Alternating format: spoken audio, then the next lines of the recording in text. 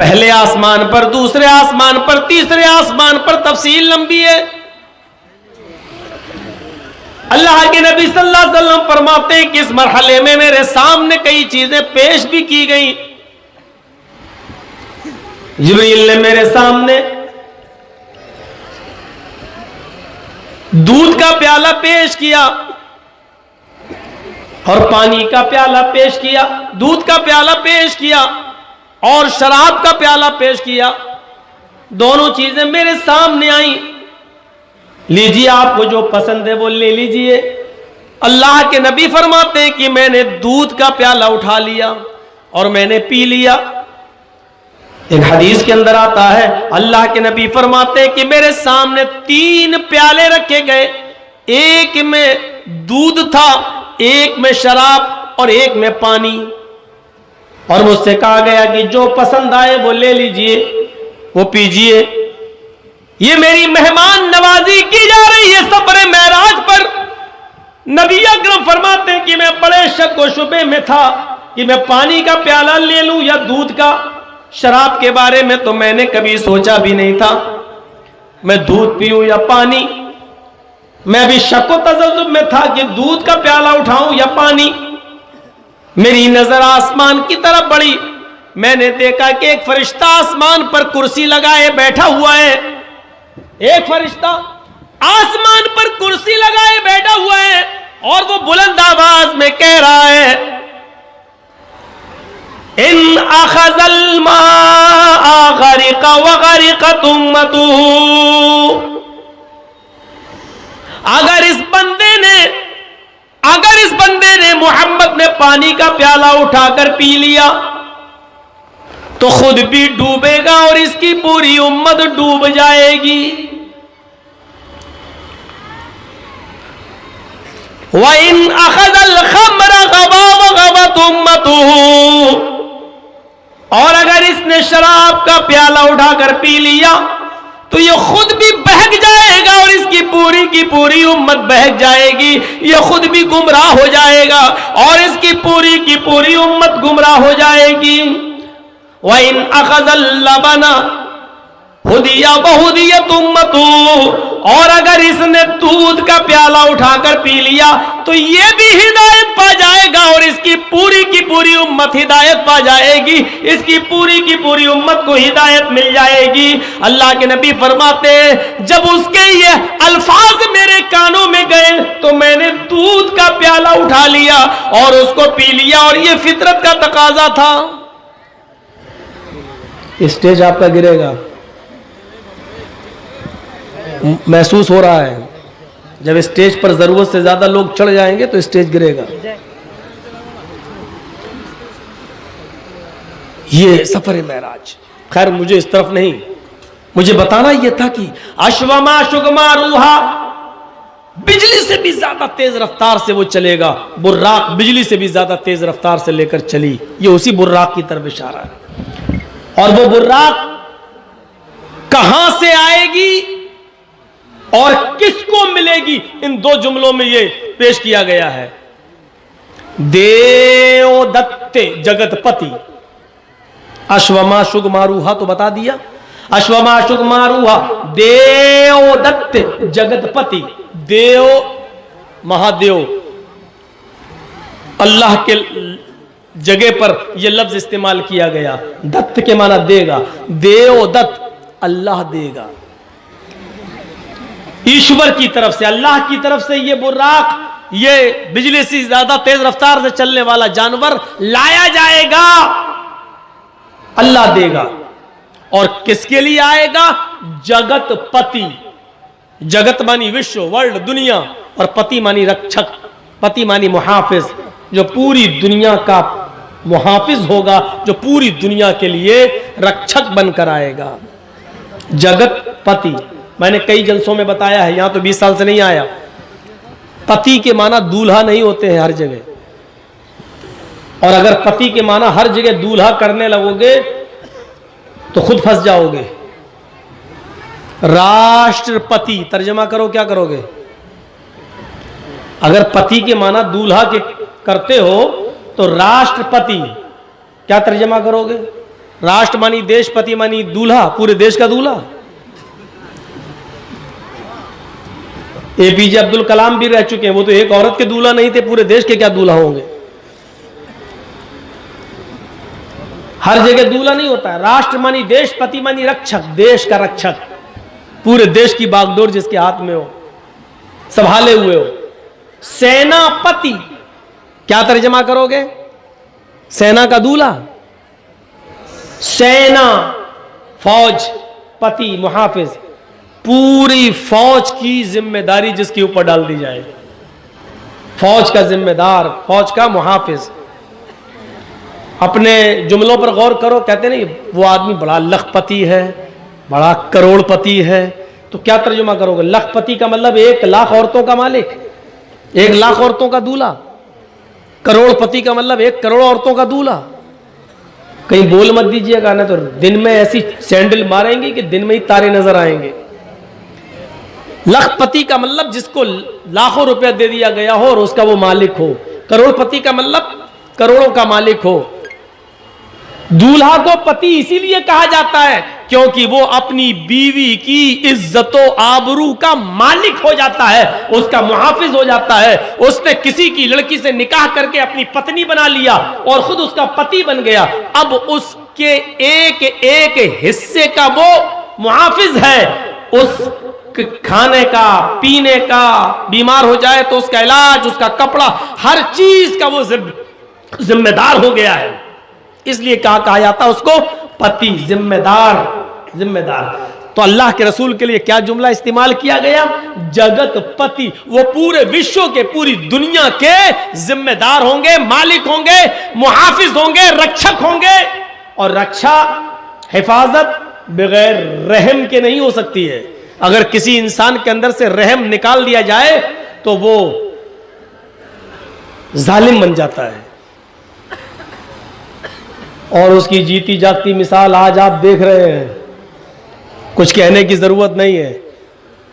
हमारे ऊपर जो मुहाफिज बना दिया गया इस देश का, उसके अंदर से रहम निकाल दिया गया है। और जब रहम निकल गया तो वो किसी चीज की परवाह नहीं करेगा।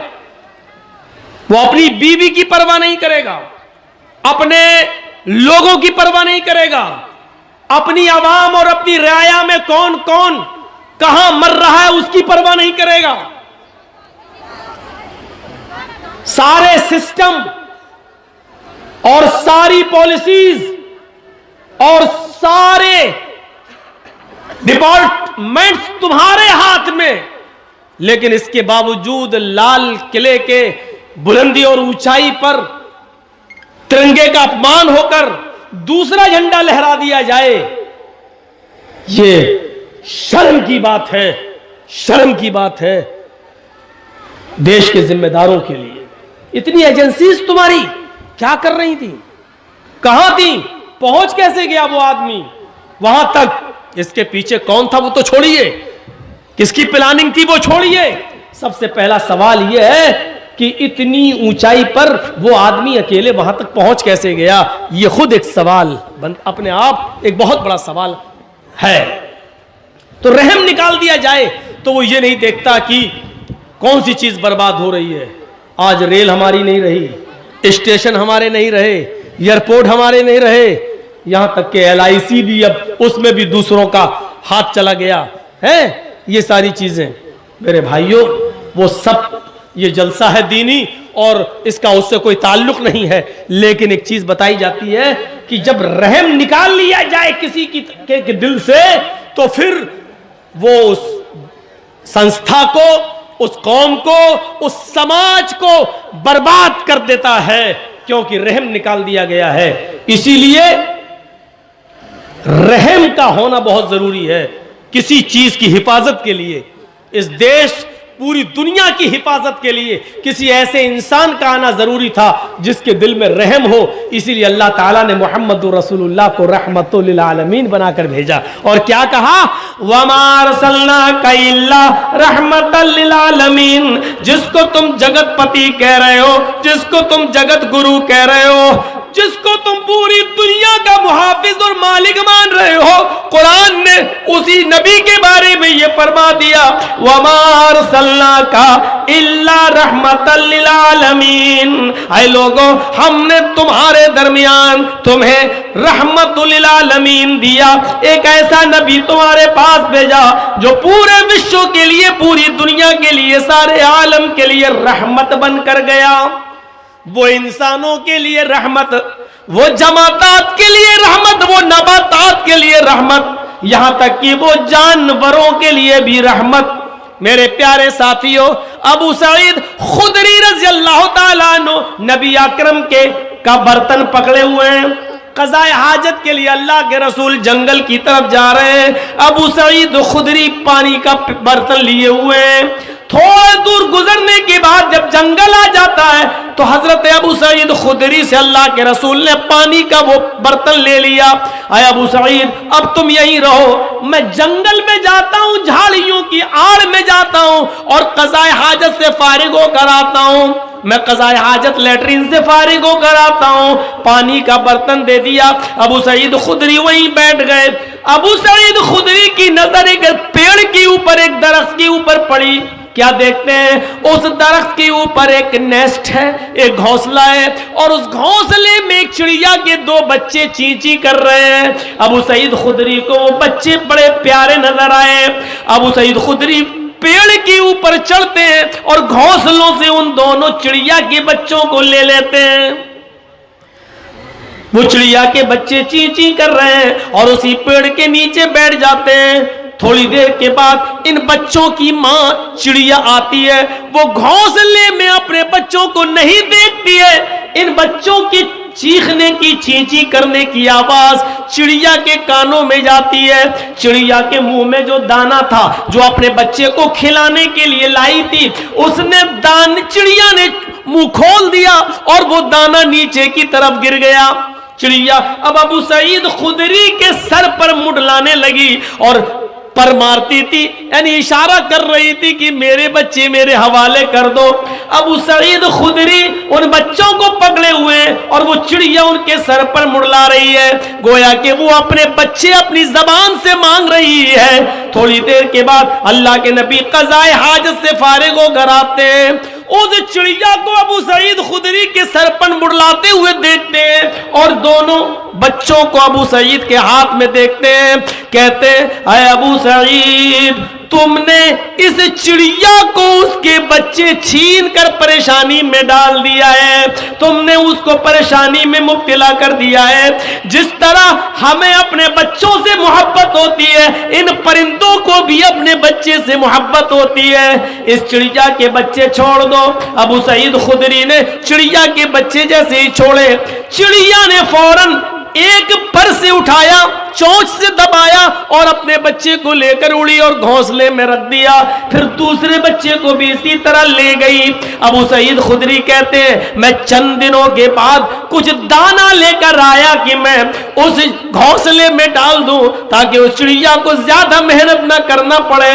2-4 दिन के बाद जब मैंने उस इलाके में कदम रखा तो क्या देखा कि न वो चिड़िया वहां है, न घोंसला वहां है। यानी चिड़िया ये समझ गई यहां मेरे बच्चे महफूज नहीं है, आज किसी ने ले लिया, कल कोई और भी मेरे बच्चों को ले जा सकता है। उस चिड़िया ने अपना बसेरा कहीं और बना लिया। मेरे भाइयों, अल्लाह के रसूल का चिड़िया को देखना और अबू सईद खुदरी से कहना, जिस तरह हमें अपने बच्चों से मोहब्बत होती है, इन परिंदों को भी होती है, इसके बच्चे वापस कर दो।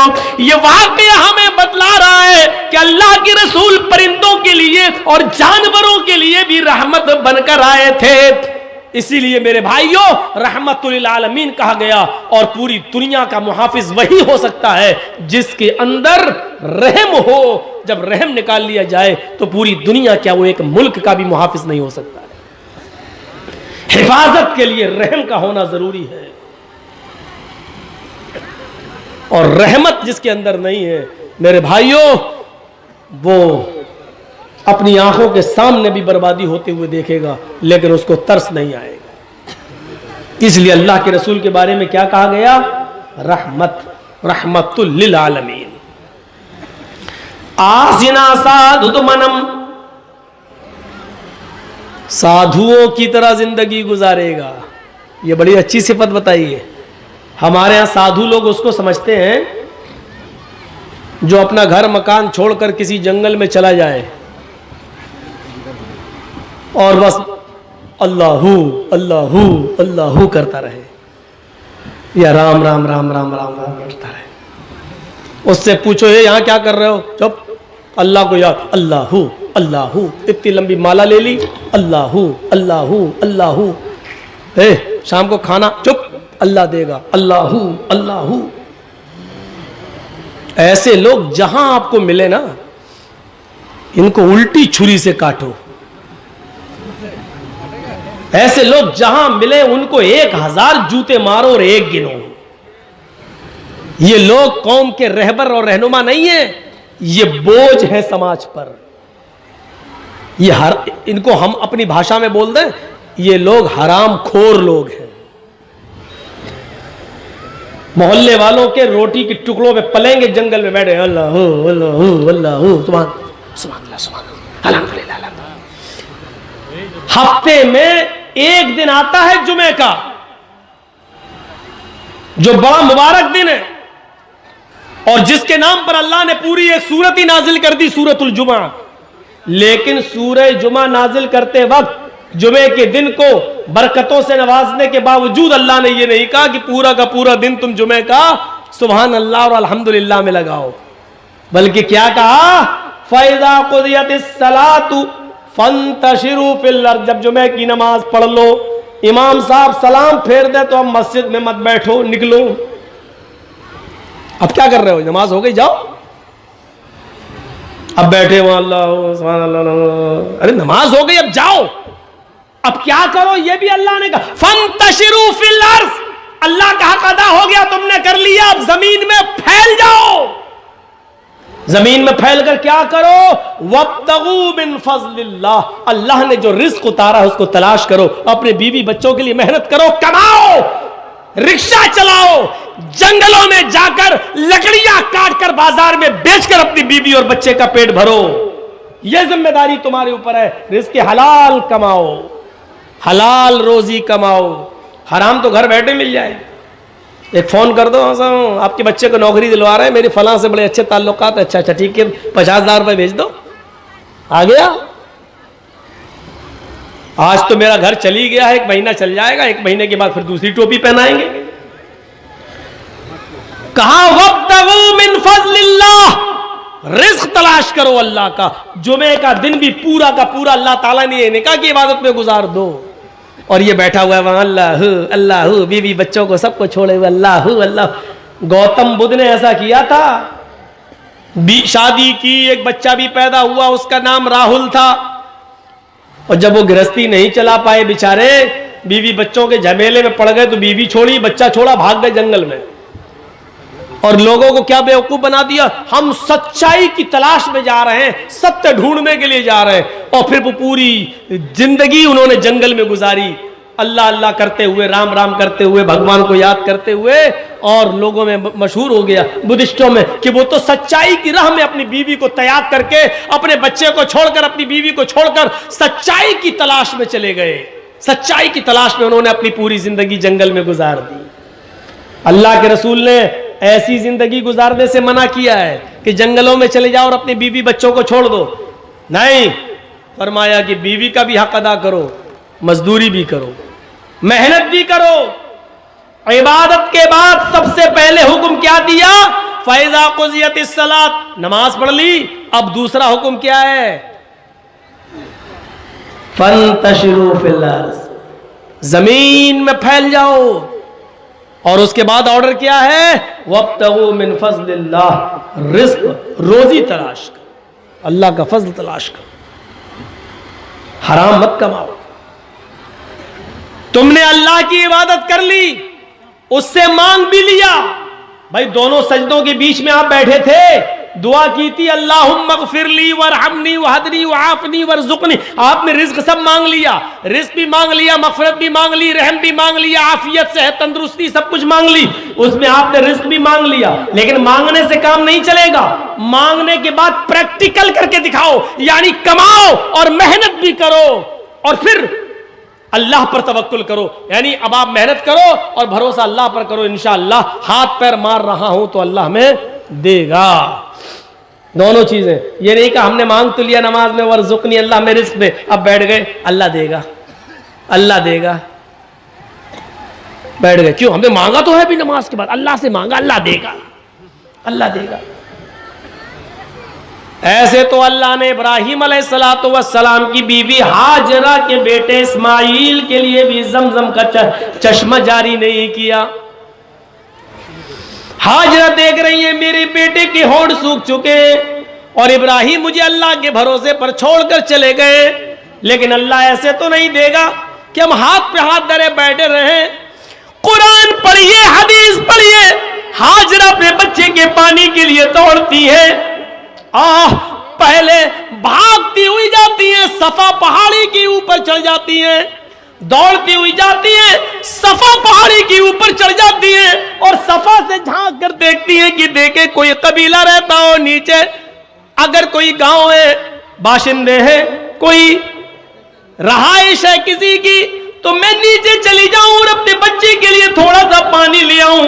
लेकिन झांक कर देखती है बियाबान जंगल है, चलो वो एक और पहाड़ी है, उस पहाड़ी पर चलती हूं, शायद उसके नीचे कोई बस्ती रहती हो। सफा से दौड़ती हो, मरवा की तरफ भागती है, कभी आहिस्ता चलती है, कभी तेज चलती है। मरवा पहाड़ी पर पहुंच जाती है, वहां से झांक कर देखती है, उधर भी कोई कबीला नहीं, कोई गांव नहीं, कोई बस्ती नहीं।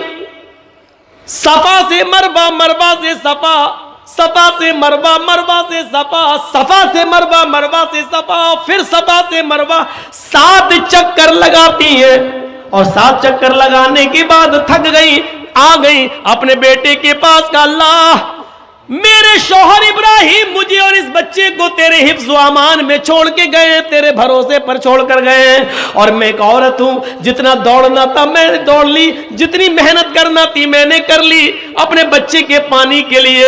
एक औरत साथ अपने मासूम और दूध पीते बच्चे को छोड़कर वो कहां जा सकती है? आय अल्लाह मेरे बेटे के लिए पानी का इंतजाम कर दे। दिल से जो आह निकलती है वो असर रखती है, पर नहीं ताकत परवाज मगर रखती है। हाजरा की आवाज दिल से निकली थी, नजरें आसमान से नीचे की